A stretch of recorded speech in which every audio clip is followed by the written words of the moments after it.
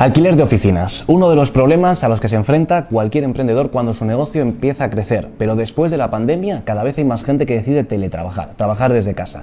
En este vídeo voy a contarte un poco las claves para contratar tus primeras oficinas, si es que estás buscando ya sea en Madrid, en Barcelona, en cualquier otro país, porque estos consejos te valen tanto si eres de España como si eres de fuera. Te voy a contar mi experiencia contratando mis primeras oficinas, mi primer coworking, oficinas más grandes, lo que tienes que tener en cuenta a nivel de contratos, de fianzas, de precios un poquito también, pero eso sí, solo a nivel de Madrid.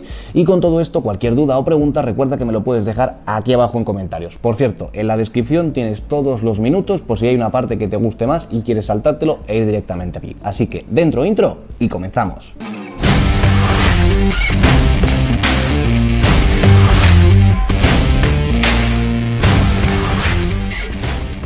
El primer punto y el más importante, ¿son necesarias o no las oficinas? Como te comentaba al principio del vídeo, después de la pandemia, cada vez más gente decide trabajar desde casa. Aquí la pregunta es una pregunta muy sencilla y es, ¿tú qué prefieres? ¿Pasar más tiempo en casa, con lo que eso conlleva, o tener un espacio donde puedas separar el trabajo de tu vida personal? Yo personalmente prefiero esta segunda opción. Durante mucho tiempo yo trabajé en casa, pero a no ser que tengas una casa bastante grande o con una habitación dedicada exclusivamente a ser tu oficina, yo te recomiendo que los separes. En mi caso también tengo que grabar, tengo por ejemplo muchas cámaras, muchos micros, ordenadores, luces, y eso en una casa normal es bastante complicado tenerlo, sobre todo porque tampoco podrás controlar muy bien de dónde entra la luz o el tipo de ruido que hay, y al final puede ser que acabes comprando más elementos de los que necesitas para arreglar esa habitación que alquilando una pequeña oficinita.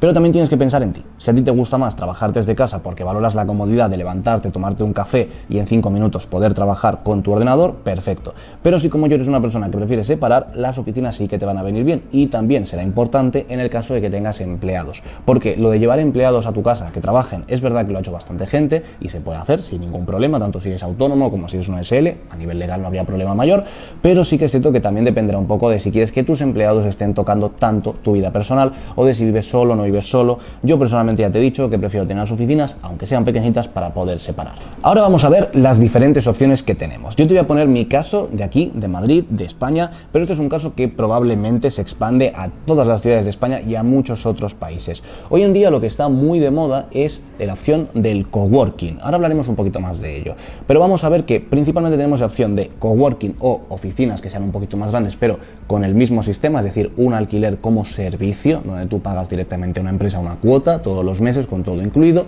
Y por otro lado tenemos la opción típica, que es la opción de alquilar una nave, alquilar unas oficinas, llamémoslo X, donde ahí lo que tú estás haciendo es un contrato de arrendamiento. Y en ese contrato de arrendamiento normalmente es mínimo por 1 año, 2 años, dependiendo un poco de dónde estés buscando, y en ese tipo de contratos, aunque hay excepciones, no se suele incluir el mobiliario, pero tampoco se incluye los costes de luz, los costes de agua, de seguridad, los accesos a la finca, ese tipo de cosas. Normalmente en ese tipo de edificios, aunque hay muchos casos que sí, no puedes acceder en fin de semana o no puedes acceder en festivos. En la mayoría de empresas que se dedican a alquilar oficinas con todo incluido, como te he dicho, como es mi caso, sí que puedes acceder 24/7, no tienes que pagar luz aparte, no tienes que contratar internet, ese tipo de cosas.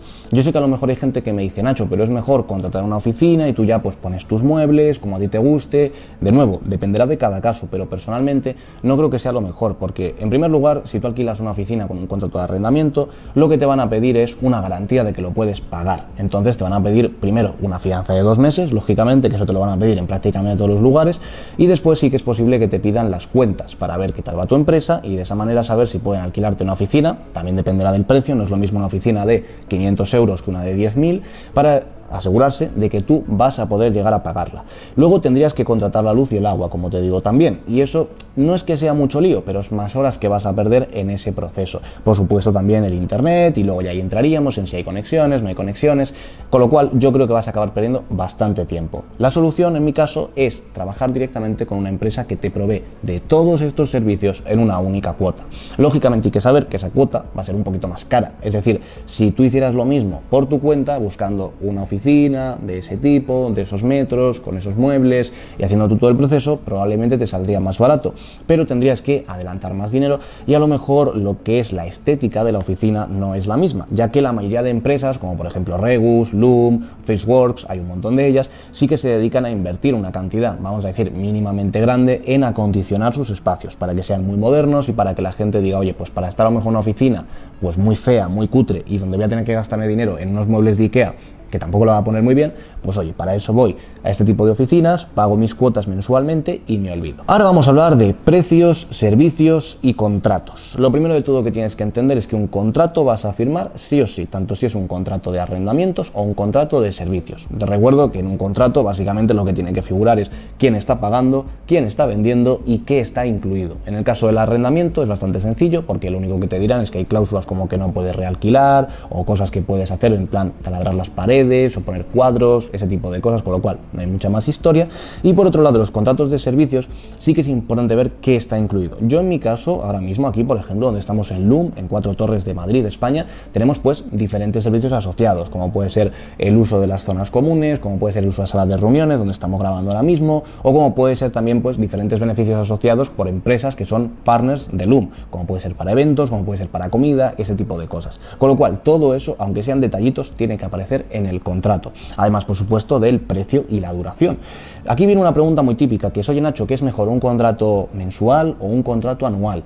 Aunque yo ahora mismo tengo un contrato anual en estas oficinas, no te lo recomiendo, sobre todo de primeras, porque firmar un contrato de un año te somete a un poquito de estrés cuando estás empezando a emprender, sobre todo si no tienes mucho dinero y la oficina que estás contratando, no digamos que te cuesta más de lo que ganas, que eso sería, pues obviamente, un gran error, pero sí que a lo mejor te cuesta un poquito llegar a pagarla. Además de que si es tu primera vez en una oficina o en un coworking, es mejor que estés unos pocos meses y que al principio pagues un poquito más cada mes, pero que tengas la libertad de poder irte pues porque no te gusta ese sitio, los compañeros o porque a lo mejor te has dado cuenta de que esto no es lo tuyo y que quieres hacer otra cosa.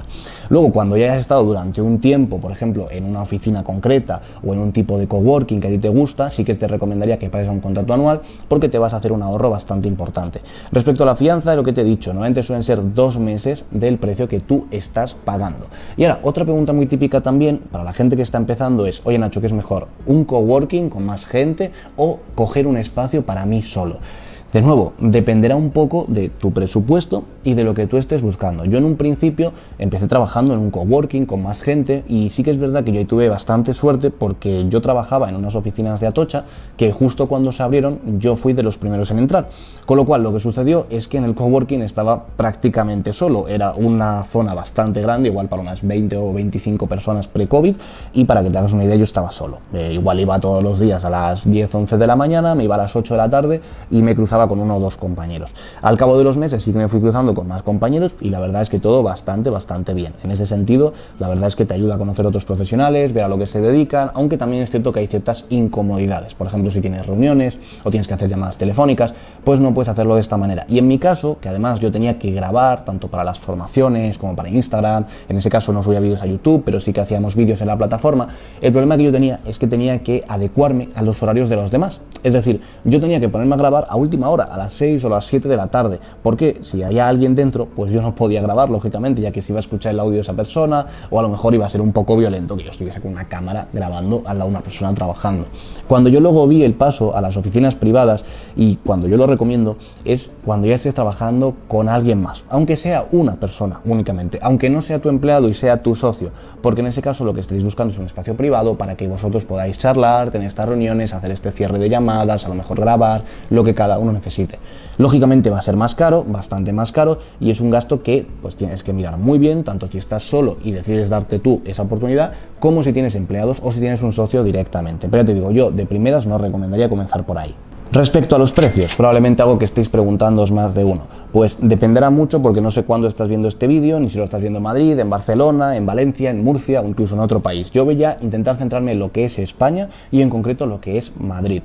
Tienes que entender que Madrid y Barcelona son los 2 epicentros de este país, con lo cual es mucho más caro alquilar unas oficinas aquí. Para que te hagas una idea, yo creo que un coworking medio, vamos a decir, con el espacio que tú tienes, una típica mesa para trabajar, una cajonera, espacio 24 horas, todo ese tipo de cositas, tiene que rondar entre los 300 y 450 euros masiva al mes. Luego ya dependerá, lógicamente, de si te vas a un coworking que sea más barato, que sea más caro, que esté en el centro de Madrid o que esté mucho más lejos. También te recuerdo que hay coworkings y espacios de trabajo públicos, es decir, impulsados por el gobierno. Estos son muchísimo más baratos. Te voy a dejar abajo un link, pero ahí tienes que aplicar en el caso de que seas un autónomo de nueva creación o una empresa de nueva creación aquí en España, o incluso en algunos de ellos tienes que apuntarte con tiempo para que te den esa plaza, pero son muchísimo más baratos. Estamos hablando de que a lo mejor te cuestan unos 30 o 50 euros al mes, muchísimo menos dinero. No están en todos los barrios, pero como te digo, te dejo un link aquí abajo para que le eches un ojo.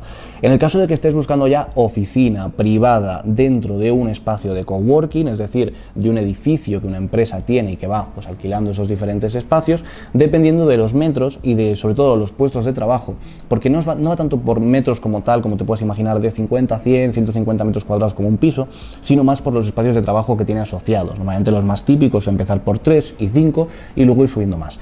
Normalmente una oficina de 3 personas en Madrid estamos hablando de unos 1.000, 1.200 euros aproximadamente.